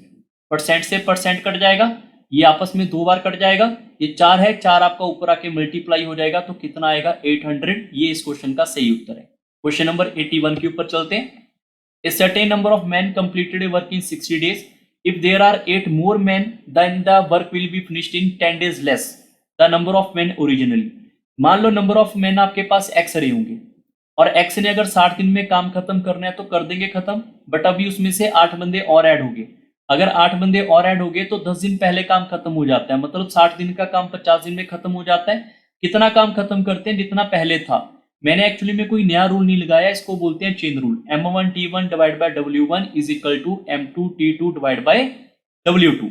M is a number of person, T is a time, W is a work. तो यहाँ से आपको W कट होते मिल रहे हैं, 0 से 0 कट हो रही है, तो यहाँ पे क्या लिखोगे 6x is equal to 5x plus 40। तो यहाँ से x की वैल्यू कितनी आ रही है 40, यही आपके पास ओरिजिनली नंबर थे, ये आपका उत्तर है। 82 नंबर क्वेश्चन देखते हैं। क्वेश्चन नंबर यहाँ पे अभी 82 के ऊपर चलते हैं। ये आपका DI के ऊपर अच्छा क्वेश्चन पूछा गया है। आपको ध्यान रखना है कि जब आपके पास ऐसा कभी क्वेश्चन है तो आपको डाटा पूरा नहीं पढ़ना होता। हमारे एग्जाम के अंदर नॉर्मली क्वेश्चन आता है DI का, जैसे 48 करोड़ हमारे पास यहाँ पे टोटल एक्सपेंडिचर है, उसने पूछा है टोटल एक्सपेंडिचर बताओ यहाँ पे QRT का, Q एंड R का कितना हो जाएगा मेरे पास यहाँ पे देखो 22% प्लस 18% एंड T का कितना है 20%। तो ये हमारे पास डाटा हो गया। इन सबको ऐड करेंगे तो ऐड करने के बाद कितना आ रहा है 60% आ रहा है या नहीं आ रहा है, इनको ऐड करके देखो 60% आ रहा है। और 60% आपके पास टोटल एक्सपेंडिचर हो चुका है इन तीनों का। 60% किसका निकालेंगे, टोटल एक्सपेंडिचर का, 48 का, तो 48 का 60% निकाल लो। आपको तो लग रहा है कि 50% से ज्यादा ही आंसर, 50% इसका कितना होगा 24 से थोड़ा सा ज्यादा वाला आंसर होगा, तो ये इसमें से ढूंढना नहीं है आपने, ये नहीं लगाना क्योंकि ये काफी क्लोज है, ठीक है। 24 से ज्यादा होगा तो ये आप आंसर मार्क कर सकते हैं, बट एक्चुअली में जब आप इसका सिंप्लीफाई करोगे इसका आंसर आएगा 28.8 करोड़, जो कि यहाँ पर डाटा नहीं लिखा हुआ, तो क्वेश्चन में थोड़ी सी गड़बड़ है, ठीक है। वैसे आंसर आप बी ऑप्शन मार्क कर सकते हैं। नेक्स्ट क्वेश्चन आपके पास 83, यहाँ पे पूछा गया bye how much percent expenditure of the expenditure of Q and R। Q and R की बात करें, Q एंड R हमारे पास टोटल कितना है 40%, ठीक है। Together is greater than the company P से कितना ग्रेटर है, P हमारे पास कितना है 24%, ये इससे यहाँ पे कितना ग्रेटर है 16%, इससे ग्रेटर है इससे, तो इसको डिनोमिनेटर में लिखेंगे और मल्टीप्लाई बाय 100 करेंगे, ठीक है। यहाँ पे आपको इसका यूज करने की कोई जरूरत नहीं है, ये कट करेंगे 2/3 आएगा, 2/3 इंटू 100 करेंगे तो ये आएगा 66.67%, जो कि आपका ऑप्शन नंबर 3 है, ये आपका सही उत्तर है। क्वेश्चन नंबर 84 के ऊपर चलते हैं। Sum of two numbers is given 12515 and HCF is given 81। अगर HCF गिवन है तो नंबर हमारे पास 81x 81y होंगे, क्योंकि अगर मैं इन दोनों का HCF निकालूंगा तभी तो 81 आएगा। तो इन दोनों का जो हमारे पास सम है वो आपके पास गिवन है यहाँ पे 1215 के बराबर। तो क्या मैं यहाँ पर x और y का वैल्यू निकाल सकता हूँ, x और y का वैल्यू इन दोनों में से 81 को यहाँ पे कॉमन निकाल के इधर रख सकते हैं और यहां पर आप इसको डिवाइड कर सकते हैं 81 से प्रॉपरली, ठीक है। यहां पर जब आप इसको 81 से डिवाइड करोगे तो आपके पास एक डाटा निकल के आएगा, वो आप इसको सिंप्लीफाई करो लगभग 15 के आसपास चला जाएगा ये, तो ये मुझे लग रहा है 15 के आसपास है, तो आप इसको चेक करोगे 15 के आसपास चला जाएगा। इसका मतलब है x प्लस वाई हमारे पास कितना होगा 15 होगा, तो इसका मतलब है x मेरे पास यहाँ पे 1 रखेंगे, इसको 14 रखेंगे, हम रख सकते हैं या नहीं रख सकते, ये डिपेंड करेगा। अभी यहाँ पे सारी चीजों ध्यान रखूंगा, जो ध्यान रखना जो भी मैं बातें बताने वाला हूँ, ठीक है। नहीं तो आपको ये हो सकता है डाटा थोड़ा मुश्किल में भी लगे, ठीक है। मैं यहाँ पे नंबर लिख लेता हूँ 81x 81y, क्योंकि पेयर की बात हो रही है और ये सम के ऊपर है, अगर प्रोडक्ट होता तो बड़ी जल्दी आंसर आ जाता, ठीक है। अगर मैं यहाँ पर x की वैल्यू 1 रखूं, y की वैल्यू 14 रखूं तो 15 आ जाएगा। इसका मतलब 81 इंटू यहाँ पे 1 रखें और यहाँ पे 81 इंटू यहाँ पे 14 रखें तो क्या पेयर बन जाएगा, डेफिनेटली बन जाएगा। इनका HCF जो है वो 81 आएगा, इस बात का आप खास ध्यान रखें, ठीक है। जैसे मैं यहाँ पे सर 2 रखूं, यहाँ पे 13 रखूं, ये बन जाएगा। बिल्कुल 81 इंटू 2 रखेंगे तो 81 इंटू 13 रखेंगे तो इसका HCF भी आपका 81 ही आएगा। सर मैं यहाँ पर ये नंबर लिख सकता हूँ क्या 3 इंटू 12? ये नंबर नहीं लिख सकते, क्यों? क्योंकि अगर आपने इसको 81 इंटू 3 रखा और इसके अंदर 81 into 12, 12 is equal to 3 into 4, तो ये तो आपके पास HCF इसका गड़बड़ नहीं कर गया कॉमन, तो इसकी वजह से ये पेयर नहीं रख सकते। तो आगे आपको यहाँ पे चेक करना है, 4 रख सकते हैं, यहाँ पे 11 रख सकते हैं, ये भी रख सकते हैं, 5 और यहाँ पे 10 रख सकते हैं, ये भी नहीं रख सकते, 6 और यहाँ पे आपके पास 9 रख सकते हैं, ये भी नहीं रख सकते। इसके अलावा आपके पास और कौन बचेगा, 7 और 8 रख सकते हैं, ये भी रख सकते हैं, और तो कोई डाटा बचेगा नहीं। 8 और 7 ये तो घूम जाएंगे, कोई और नहीं बनेगा। तो पेयर कौन से बनेंगे, एक ये वाला, दूसरा ये वाला, तीसरा ये वाला, 4 नंबर ये वाला, ओनली 4 पेयर आर एग्जिस्ट। ठीक है, 85 के ऊपर चलते हैं। 85 number question, the curve surface area of a cylinder is given and its volume is given. तो उसने पूछा हाइट क्या होगी। ठीक है, curve surface area of a cylinder क्या होता है ये आपको पता होना चाहिए, that is equal to 2 pi r h, that is equal to 594। and the volume of the cylinder, we also know that volume of a cylinder which is equal to pi r square h, that is equal to 1336.5। ठीक है, ये data मैंने यहाँ पे लिखा है। ठीक है, अब उसने पूछ लिया यहाँ पर सर हाइट क्या होगी। देखो करने के इसके काफी शॉर्टकट भी हो सकते हैं, हो सकता है हम इसको डायरेक्टली सॉल्व कर दे। ठीक है, बट ऐसा अगर शॉर्टकट दिमाग में नहीं आ रहा तो हम क्या करते हैं, इसको पहला इक्वेशन मान लेते हैं, इसको दूसरा मान लेते हैं, दोनों को आपस में डिवाइड कर देते हैं, मतलब सेकंड को पहले वाले से डिवाइड कर देते हैं। सेकंड आपके पास कितना है, पाई आर स्क्वायर एच, पहले वाला कितना है आपके पास 2 पाई आर एच। तो आप इसको चेक करोगे, ये आएगा 1336.5 और ये कितना आएगा 594। ठीक है, यहाँ पर देखोगे एच से एच कट गया, पाई से पाई कट गया, एक आर इससे कट जाएगा, तो ये आएगा r divide by 2 is equal to this. क्या यहाँ से हम रेडियस निकालने की कोशिश जो है वो कर सकते हैं? डेफिनेटली कर सकते हैं। ठीक है, यहां से अब काफी बच्चे ना कट करने लग जाते हैं, कट मत किया करो। आर की वैल्यू निकालोगे 1336.5 मल्टीप्लाई बाय 2 डिवाइड बाय 594, ये डाटा आ गया हमारे पास। इस डाटा को ऊपर वाले में या फिर इसमें रख दो जहां पे आपको आसानी लग रही है। मुझे लग रहा है इसमें आसान है क्योंकि इसमें स्केयर करेंगे लेंथी पड़ेगा। ठीक है, तो यहाँ पे डाटा उठाते हैं, इसके अंदर देख लेते हैं 2 इंटू पाई की वैल्यू तो 22/7 है, मल्टीप्लाई बाय आर कितना है मेरे पास 1336.5 मल्टीप्लाई बाय 2 डिवाइड बाय क्या आएगा 594, ये आर लिख दिया, multiply by h is equal to, इस वैल्यू को दोबारा से लिखना पड़ेगा 594 को। अब यहाँ से एच की कैलकुलेशन हमने करनी है। अब हो सकता है काफी बच्चे यहाँ पे क्वेश्चन छोड़ दें, बट यहाँ पे आपको कैलकुलेशन करनी पड़ेगी। एच इज इक्वल टू कितना आ जाएगा हमारे पास 5994, 9 आएगा सॉरी एक बार, और ये डिनोमिनेटर वाला ये भी ऊपर आ जाएगा और ये 7 भी आ जाएगा। डिवाइड में कितना आएगा 2 into 22 multiply by 1336.5 multiply by 2। जब आप इसको सिंप्लीफाई करोगे, इसको आपने फ्री टाइम कर लेना है, ये आपका आंसर 21 आएगा। अब कोई बच्चा बोलेगा सर ये बहुत कैलकुलेशन है। भाई इस क्वेश्चन में मैं मानता हूं कि कैलकुलेशन है जिसमें आपको टाइम लगेगा। ठीक है, क्वेश्चन नंबर 86 के ऊपर चलते हैं। 86 के अंदर बोला गया है कि दिनेश जो है 18 किलोमीटर पर आवर जाता है स्टिल वाटर। स्टिल वाटर का मतलब ये होता है स्पीड ऑफ ए स्टीम आपके पास ये होती है। तो अगर उसने बोल दिया दिनेश ने कि उसने कहीं पे जाना है 6 किलोमीटर, वापस भी आना है 6 किलोमीटर, तो बताओ कितना टाइम लगेगा। सबसे पहले तो ये पता होना चाहिए डिस्टेंस पे स्पीड करेंगे टाइम आएगा। तो अगर वो यहाँ पे 6 किलोमीटर जाएगा, 6 किलोमीटर वापस आएगा, एक बार डाउन स्ट्रीम से जाएगा, डाउन स्ट्रीम बी प्लस ई होता है, अपर स्ट्रीम बी माइनस ई होता है, अपर स्ट्रीम बी माइनस ई होता है। तो डिस्टेंस बाय स्पीड करेंगे टाइम आएगा, इसको कट करेंगे ये आएगा 1/4, इसको कट करेंगे ये आएगा मेरे पास 1/2, इनको एलसीएम लेके सॉल्व करेंगे ये आएगा 3/4 ऑफ आर। तो मल्टीप्लाई बाय 60 करेंगे तो मिनट में कन्वर्ट हो जाएगा 45 मिनट। तो ये इस क्वेश्चन का सही उत्तर आएगा, ऑप्शन नंबर बी आपका सही है। क्लियर। क्वेश्चन नंबर 87 के ऊपर चलते हैं। 87 क्वेश्चन भी आपका काफी अच्छा इंटरेस्टिंग पूछा गया है। जैसे ये तो आपको सबको पता है कि 3√5 है, बट इसके बारे में काफी बच्चों को शायद ना पता हो। जैसे 125 है ना, ये 5 का क्यूब है। क्या 5 के क्यूब को मैं ऐसे लिख सकता हूँ, एक बार जो 5 का स्क्वायर है बाहर निकाल लो, एक हम अंदर रख लें। तो यहाँ पर आपके पास ये समझना पड़ेगा, ये 5√5 आपके पास गिवन है 17.88। We can also say 8√5 is equal to 17.88। Now we can add both of them. ठीक है, अगर मैं इसकी बात करूं तो यहाँ पर आपको दिख रहा होगा 80। पहले तो 80 को समझ लो। 80 को हम ऐसे लिख सकते हैं 16 इंटू 5, और 16 का रूट होता है 4√5। तो हम इसको लिख सकते हैं हमारे पास 4√5 plus 6√5 which is equal to 10√5, which is equal to 10√5। अगर इसकी वैल्यू गिवन है तो इसकी वैल्यू निकाल सकते हैं यूनिटरी मेथड लगा के। 8√5 की वैल्यू है आपके पास 17.88, तो 10√5 की वैल्यू किसके बराबर होगी? 17.88 डिवाइड बाई 8√5 मल्टीप्लाई बाय 10√5।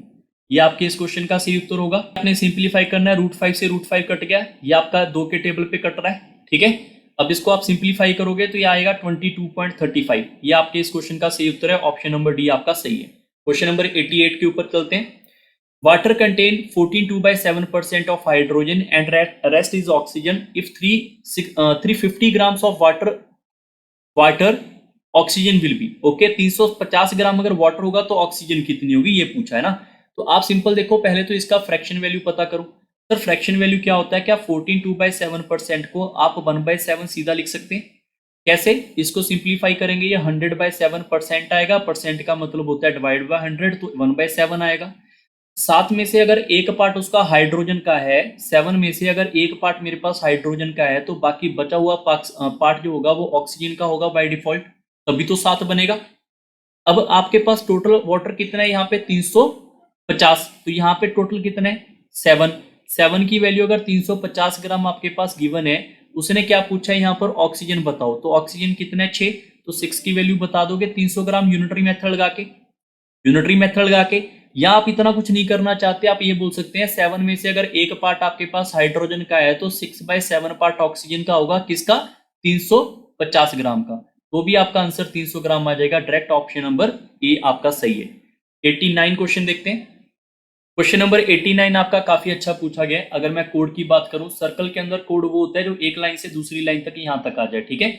अगर मैं बात करूं, यहाँ पर एक सर्कल है हमारे पास, यहाँ पर उसकी कोड है हमारे पास ए से लेकर बी तक, और एक है सी से लेकर डी तक, ठीक है। और कहीं सर्कल से बाहर टच होती है हमारे पास ओ के ऊपर, तो हमारे पास ये कोड कितनी होगी? ए और बी, और दूसरी कोड है हमारे पास सी और डी, और जो वैल्यू गिवन है उसको फिल कर दो। ए बी 7 है, सी डी आपके पास यहाँ पर, सी डी आपके पास 4 है, ओ बी आपके पास 5 है, और ओ डी फाइंड करना है।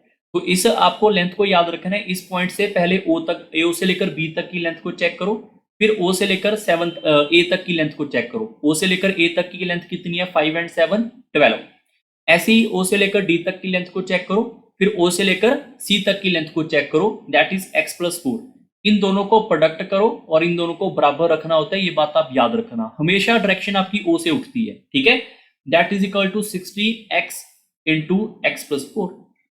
अब यहाँ पे x कितना रखना है? या तो क्वाड्रेटिक इक्वेशन बना लो, या बाय ऑप्शन से पिक कर लो कि 6 रहा होगा, क्योंकि अगर मैं इसको 6 रखूंगा तो 6 के अंदर अगर मैं 4 ऐड करूंगा 10 होगा, 10 से मल्टीप्लाई 6 करेंगे तभी 60 होगा। इसका मतलब x मेरे पास यहाँ पे 6 होगा। उन्होंने ओडी की ही लेंथ पूछी है, that is equal to 6।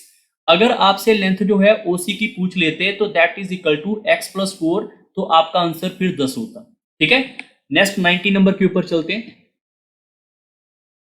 The area of the smallest square that which can be formed with a rectangle of dimension 6 × 4। अगर मैं रेक्टेंगल की बात करूं तो मेरे पास ऐसे कुछ रेक्टेंगल आएगी 4 and 6, और उसने पूछा यहाँ पे स्मॉलेस्ट स्क्वायर हमने बनाना है, ठीक है। The area of the smallest square which can be formed by this, ठीक है।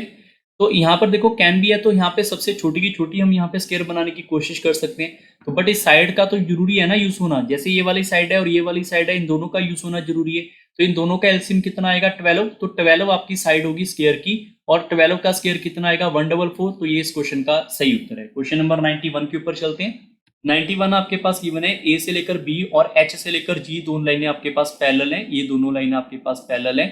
तो पूछा जा रहा है ए की वैल्यू क्या होगी। अगर कभी भी दो लाइन आपके पास पैरेलल हुई, याद रखने वाली कहानी को आप सीधा सीधा रट लो। क्या कि अगर हमारे पास यहाँ पे दो लाइन पैरेलल हुई और एक ट्रांसवर्सल लाइन ऐसे निकली, तो ये वाला एंगल और ये वाले एंगल का सम जो होता है वो हमेशा आपके पास 180 डिग्री होता है। ये चीज को आप याद रखें, ठीक है। अगर याद रखोगे तो ये क्वेश्चन आपका देखो कितना आसानी से हम कवर कर सकते हैं, ठीक है। मान लो पहले इस क्वेश्चन को भूल जाते हैं अभी के लिए कि यहाँ पर ये कुछ ऐसा डाटा गिवन है, सिर्फ समझाने के लिए, और कोई इसका कोई मुद्दा नहीं है, ठीक है। अगर मैं बात करूं यहाँ पर ये आपके पास 50 डिग्री है, तो ये वाला एंगल कितना होगा? 130 डिग्री होगा। क्यों? क्योंकि ये दो लाइनें पैरेलल हैं, तो इन दोनों का सम 180 डिग्री होगा। अगर ये 130 है तो ये टोटल आपका 180 होगा, तो ये आपके पास कितना आएगा? 50 डिग्री आएगा, 50 डिग्री आएगा। अगर ये 50 डिग्री आएगा, वी कैन से ऑल्सो कि ये आपके पास कितना आएगा? 130 डिग्री होगा। ऐसे बनाया जा सकता है कुछ ना कुछ। अगर आपको इतना समझ आ गया तो मैंने सिर्फ ये बताना था कि जो ये वाला एंगल है वो आपका इसके बराबर आएगा या नहीं आएगा। तो मैं इतना डाटा बनाने के अलावा मैं इसको सीधा ही लिख दूं कि ये वाला डाटा क्या होगा? 10a + 5 के बराबर नहीं होगा? बताओ, सीधे ही लिख सकते हैं। अगर ये लिख सकते हैं तो आपको ये भी पता होना चाहिए कि ट्रायंगल के अगर यहाँ पे दो इंटरनल एंगल हैं उसके एक्सटीरियर के बराबर होते हैं वो उनका सम, जैसे x और y है तो ये आपके पास x प्लस वाई होगा, ठीक है। इसका मतलब हमारे पास 10a प्लस 5 जो है वो किसके बराबर आएगा, वो आएगा 40 डिग्री प्लस 6a माइनस 5 के बराबर। यहाँ पर इसको सिंप्लीफाई करेंगे 4a आ जाएगा यहाँ पर 40 डिग्री, यहाँ पे आपके पास कितना आएगा यहाँ पर -5, ये वाला भी -5, तो 4a किसके बराबर आएगा 30, तो a की वैल्यू कितनी आ जाएगी मेरे पास 7.5 डिग्री, जो कि आपके पास ऑप्शन नंबर सी है, ये आपका उत्तर है, ठीक है। क्वेश्चन नंबर 92 के ऊपर चलते हैं। 92 नंबर क्वेश्चन आपको ये समझना पड़ेगा अच्छे लेवल से, क्योंकि आपको ये बहुत ही अच्छे तरीके से समझाना भी होगा कि अगर tan में यहाँ पर देखो 30 डिग्री लिखूं और tan यहाँ पे 60 डिग्री लिखूं, tan 30 डिग्री क्या होता है हमारे पास 1/√3, tan 60 कितना होता है √3, तो इन दोनों का प्रोडक्ट क्या होगा 1 होगा। तो आप इसको याद ही कर लो कि ये दोनों अगर हमारे पास यहाँ पर नंबर है, अगर दोनों नंबर का सम 90 डिग्री हुआ तो जो भी आंसर आएगा वो 1 आएगा। हम ऐसे भी याद कर सकते हैं कि हमारे पास यहाँ पे थीटा है तो यहाँ पे क्या आएगा θ/2 प्लस यहाँ पे क्या है ट्वाइस θ/5, इन दोनों का सम हमारे पास 90 डिग्री होगा, तभी तो ये 1 आया होगा। तो यहाँ पर आप एलसीएम ले लोगे, यहाँ पे 10 होगा, यहाँ पे आएगा 5θ plus 4θ which is equal to 90 degree. We can say 9θ is equal to 90 degree multiply by 10, और ये आपस में कट जाएगा यहाँ पर, तो थीटा कितना आ जाएगा यहाँ पे 100 डिग्री आएगा। ये इस क्वेश्चन का सही उत्तर है, ठीक है। क्वेश्चन नंबर 93 के ऊपर चलते हैं। अगर आपके पास ये क्वेश्चन गिवन है, आप सीधा सीधा यहाँ पे ट्रिपलेट उठा लो। अगर आपको नहीं पता कॉस थीटा क्या होता है, कॉस थीटा होता है b/h। ये अगर मैं बात करूँ ये 90 डिग्री है, ये थीटा है, तो थीटा के ऑपोजिट परपेंडिकुलर, इसके साथ बेस और ये हाइपोटेन्यूज होगा। तो यहाँ पर अगर आपके पास गिवन ही है कि ये 3/5 है, we can say that is equal to 3 और that is equal to 5। Pythagoras लगाएंगे, पाइथागोरस लगाकर ये 4 आ जाएगा। तो उसने पूछा है साइन थीटा, साइन थीटा क्या होता है भाई, साइन थीटा होता है हमारे पास यहाँ पर p/h। तो p की वैल्यू कितनी है हमारे पास 4, h की कितनी है 5, यहाँ से निकाल लोगे 4 और 5, तो आपका आंसर 4 और 5 होगा, ये आपका उत्तर है। कैन नॉट बी क्यों आएगा इसका आंसर, ठीक है। करेक्ट आंसर क्या आएगा आपका बी आएगा। अब काफी बच्चे बोलेंगे सर पाइथागोरस नहीं पता, पाइथागोरस भैया p का स्क्वायर प्लस b का square is equal to h का स्क्वायर होता है। h का स्क्वायर 5 का स्क्वायर गिवन है यहाँ पर, b आपके पास 3 का स्क्वायर गिवन है, p का नहीं पता, p की वैल्यू निकाल लो यहाँ से, ठीक है। क्वेश्चन नंबर 94 नंबर क्वेश्चन आपके पास ये डाटा गिवन है और इसका डाटा ये पूछा हुआ है। अगर आपसे ये डाटा पूछा है ना तो याद रखो कि आपको इसका रेसिप्रोकल पता होना चाहिए। अगर ये पता हुआ तो क्वेश्चन आसान है, नहीं तो डिफिकल्ट है, ठीक है। अगर मेरे पास ये डाटा गिवन है तो वी कैन मल्टीप्लाई देम, यहाँ पे 3x माइनस, जब यहाँ पर अंदर ये मल्टीप्लाई करेंगे तो ये कितना आएगा, यहाँ पर इतना आ जाएगा इज इक्वल टू 3/x, ये x से x कट जाएगा तो ये कितना आएगा 3x, ये वाला डाटा इधर ले आओ, माइनस ऑफ 3x, ये वाला डाटा उधर ले जाओ, 2 हो जाएगा। यहाँ से 3 को कॉमन निकाल लो, x माइनस 1/x किसके बराबर आएगा मेरे पास यहाँ पे 2, और हम ऐसा भी लिख सकते हैं x minus 1/x is equal to 2/3। अब यहाँ पर एक तो डायरेक्ट अप्रोच है हमारे पास कि अगर इसका स्क्वायर करना हुआ तो इसका स्क्वायर का रिजल्टेंट याद कर लो कि 2/3 का स्क्वायर प्लस 2 होता है इसका उत्तर, जो कि आएगा 4/9 plus 2 which is equal to कितना हो जाएगा यहाँ पे 18, 18 और 4 22, 22/9। हम इसको यहाँ पे डायरेक्टली लिख सकते हैं वैसे तो, कि इसको आप डायरेक्टली लिख दो 4/9, यहाँ पे 2 4/9, 2 4/9 ऑप्शन नंबर बी आपका सही है। बट काफी बच्चों को ये नहीं समझ आया होगा कि हमने ये डायरेक्ट लिखा कैसे, तो उसके लिए आपको क्या करना है, इन दोनों का स्क्वायर कर देना है, इधर भी स्क्वायर कर दो इधर भी करोगे स्क्वायर, तो यहाँ पर इधर फॉर्मूला लग जाएगा हमारे पास यहाँ पर a का स्क्वायर प्लस b का square minus of 2 into ab which is equal to 4/9। x से x कट जाएगा तो x का स्क्वायर प्लस 1/x का स्क्वायर किसके बराबर आएगा 4/9 प्लस 2, ठीक है। वो मैंने डायरेक्ट यहाँ पे लिखा था और इसका आंसर क्या आ जाएगा 4/9, डायरेक्ट ऐड करके हम लिख सकते हैं, ठीक है। क्वेश्चन नंबर 95 के ऊपर चलते हैं। 95 नंबर एक well is dug of 20 metre has its diameter is 7 metre. अगर डायमीटर है तो रेडियस निकाल लो साथ के साथ ही, क्योंकि हमें डायमीटर का कोई जरूरत नहीं पड़ता यहाँ पे। The earth taken out is spread as a regular plot of this and this, यहाँ पे नहीं होगा स्क्वायर रूट, यहाँ तक होगा स्क्वायर रूट, ठीक है। Dimension then the height of the platform पूछा हुआ है, platform form the height of the platform form, ठीक है।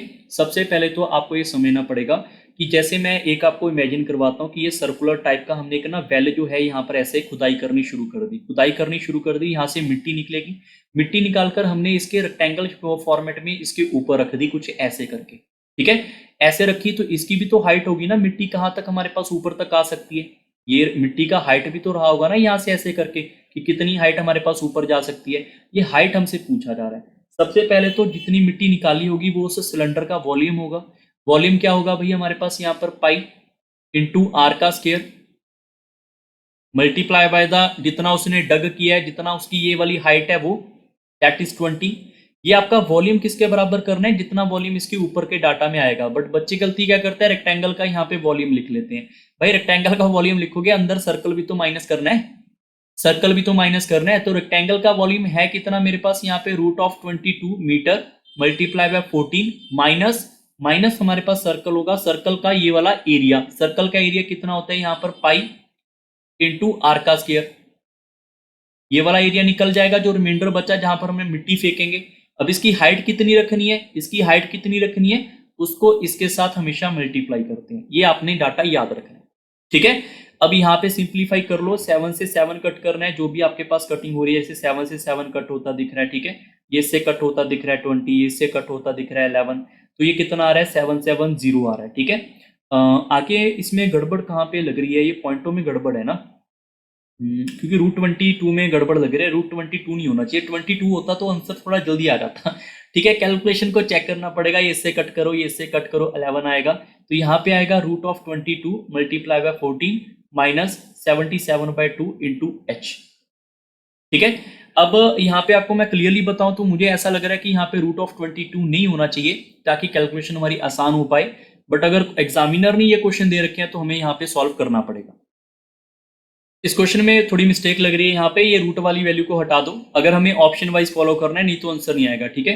रूट वाली वैल्यू को हटा के जब आप इसको यहाँ पे सिंप्लीफाई करोगे ना, एच की वैल्यू जो है वो आपके पास आएगी 2.8 समथिंग, ठीक है। 8 समथिंग है, वी कैन ट्राई कि सी ऑप्शन आपका आंसर है। बट मेरे ख्याल से वैल्यू में कुछ गड़बड़ है, तो कहीं ना कहीं इस क्वेश्चन का और भी गड़बड़ हो सकता है, तो आप इस क्वेश्चन को स्किप करना भी बेहतर समझ सकते हैं। बट करना कैसे है वो आपको पता चलेगा, ये इस क्वेश्चन का प्रोसेस है, ठीक है। नेक्स्ट क्वेश्चन के ऊपर चलते हैं हमारे पास। The efficiency of ABC is given. They can complete a work in 21 hours. In how many hours B alone can complete 40% of that task? सबसे पहले तो ABC की जो हमारे पास एफिशिएंसी है वो गिवन है 532, दैट इज इक्वल टू 10। आप सब बच्चों को मैं आगे बढ़ने से पहले बता दूं, एफिशिएंसी को मैं टाइम से मल्टीप्लाई करूंगा तो मेरे पास वर्क आ जाता है।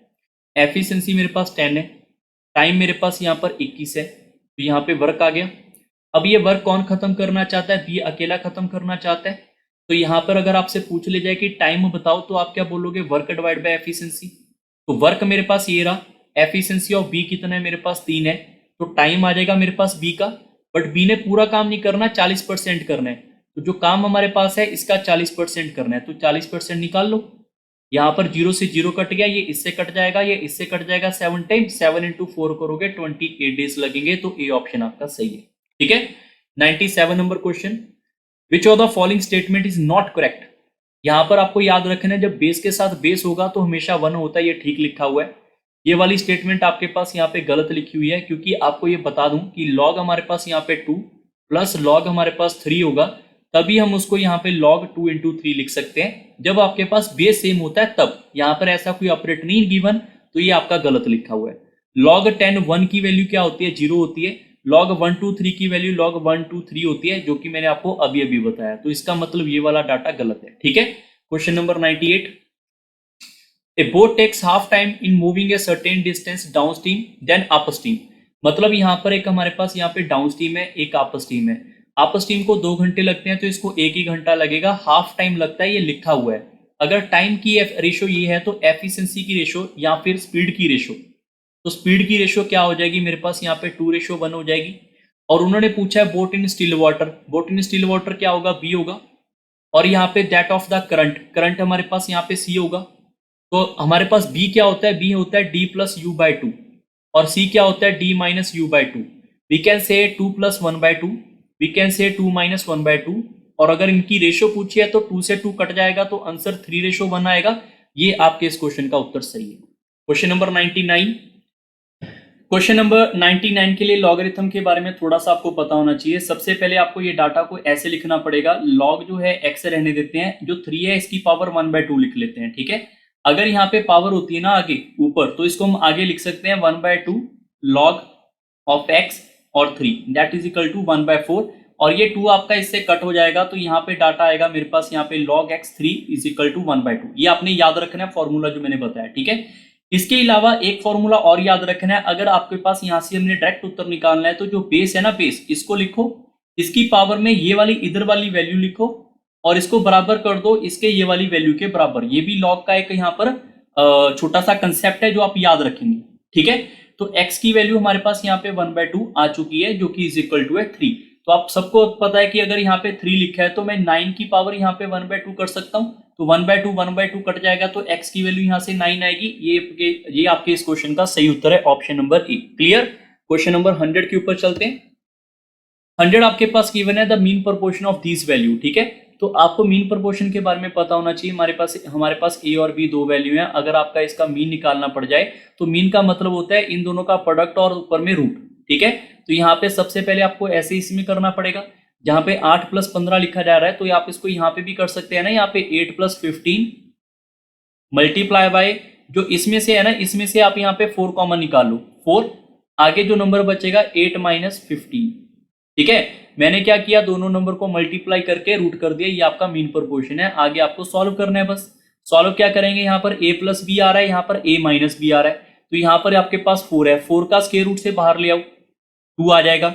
यहाँ पर a + b a - b है, यहाँ पे फॉर्मूला लग जाएगा a का स्क्वायर माइनस ऑफ b का स्क्वायर, ये स्क्वायर इससे कट जाएगा, तो यहाँ पर क्या आएगा मेरे पास, यहाँ पर 2 × 64 minus by 15 that is equal to 49। 49 का रूट 7 होता है, 7 × 2 करेंगे तो आंसर क्या आएगा, 49।